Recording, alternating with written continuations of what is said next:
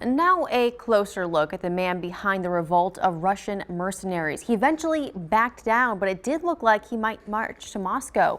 ABC's Martha Raditz has more.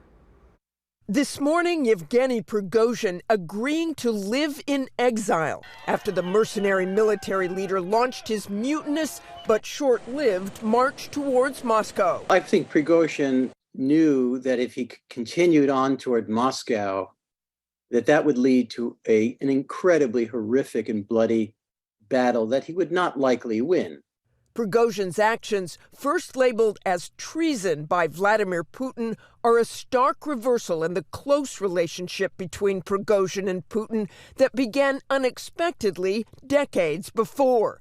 After reportedly serving 9 years in prison for robbery in the 1980s, Prigozhin began selling hot dogs in St. Petersburg, growing the small stand into a thriving catering business, eventually earning lucrative government contracts to cater Kremlin events, earning him the nickname Putin's chef. He was someone who served Putin many times at restaurants that Prigozhin owned in St. Petersburg. And Prigozhin got richer and richer and richer thanks to his relationship with Putin. But Prigozhin was not just seeking wealth, he wanted power.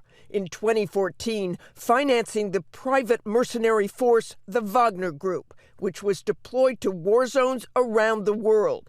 Its soldiers, known for their brutality, accused of torture, rape, and mass killings in multiple countries. This mercenary group, again, was a group that the Russian government used to kind of provide some deniability because this group did not obey international law. Laws far beyond just those applying to the battlefield. The Russian oligarch is wanted by the FBI for interfering online during the 2016 U.S. presidential election. While the Wagner Group has largely operated in the shadows, that all changed with Russia's invasion of Ukraine. The private military force quickly becoming frontline fighters. Prigozhin is believed to have recruited tens of thousands of convicts from Russia's prisons to join the fight. But as the war in Ukraine dragged on, Prigozhin's patience wore thin, taking particular aim at Defense Minister Sergei Shoigu, blaming him for much of Russia's failures in the war, even accusing Russia's top military leaders of ordering attacks on his troops. Reports say the Wagner Group leader will go to Belarus and his troops will register with the Russian military.